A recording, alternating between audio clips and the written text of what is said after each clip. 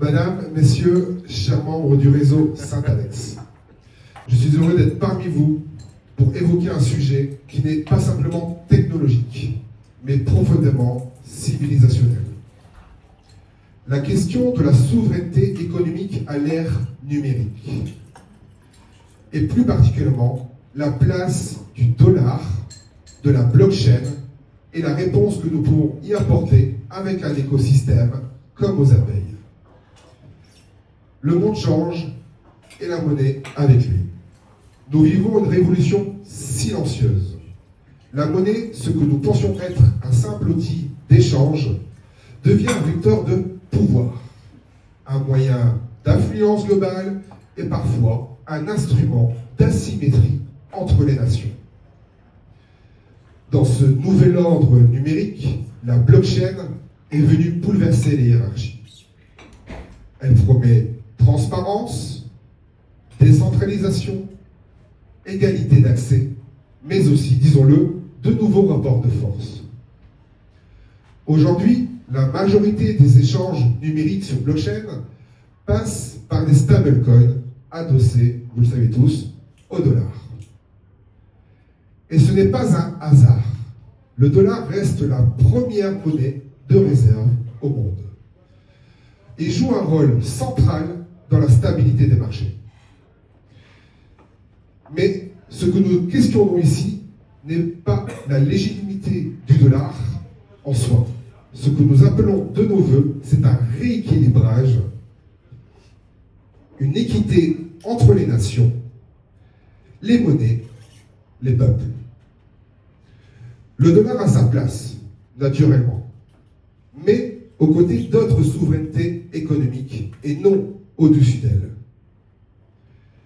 L'équité avant tout et les conditions pour y arriver. La liberté économique ne consiste pas à choisir entre deux hégémonies, mais à garantir à chacun, État, entreprise, citoyen, les mêmes droits d'échanger, d'épargner, d'investir. Cette liberté passe par l'équité monétaire, c'est-à-dire la possibilité pour que chaque région du monde de commercer dans des conditions justes, sans dépendance excessive, sans barrières techniques ni géopolitiques.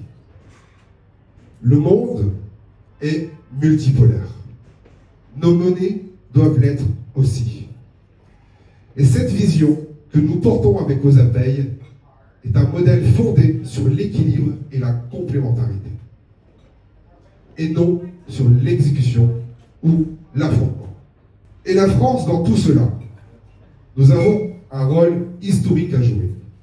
Notre pays est une terre d'idées, de résistance, de culture du juste milieu.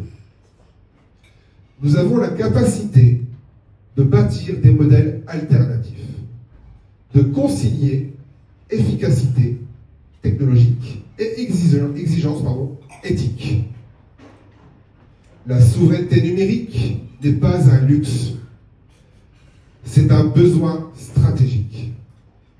Si la France ne veut pas être un simple utilisateur d'outils créés d'ailleurs, elle doit devenir co-conceptrice des règles de demain et soutenir des initiatives comme aux abeilles qui associent innovation technologique et surtout la défense de notre souveraineté.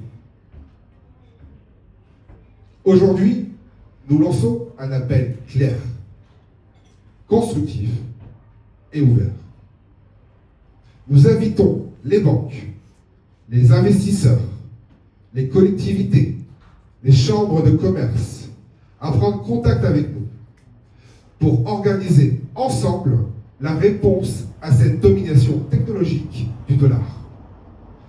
Nous ne parlons pas de guerre monétaire, nous parlons de rééquilibrage commercial, de liberté choisie, de préférence locale dans un écosystème global, pour que l'euro numérique, la livre, le franc et les monnaies africaines puissent exister dans l'économie crypto sans devoir systématiquement passer par le filtre du dollar. Et pour cela, nous avons besoin d'une réserve locale, d'un ancrage réel adossé à notre pauvre jeton OSA, prêt à accueillir toutes les souverainetés passées par le filtre du dollar. Chers membres du réseau Saint-Alex, nous n'avons pas besoin de remplacer un empire par un autre. Nous avons besoin d'équilibre durable, d'espaces d'échange fondés sur le respect des souverainetés. Et surtout, d'acteurs concrets, capables de porter cette vision dans leur cercle d'influence. Avec OSAPay, nous avons posé les bases d'un tel système. Il est fonctionnel, il est ouvert et il est prêt. Et maintenant, c'est à vous, à nous tous d'agir. Je vous remercie chaleureusement et j'espère que vous serez nombreux à rejoindre ce mouvement pour une économie plus libre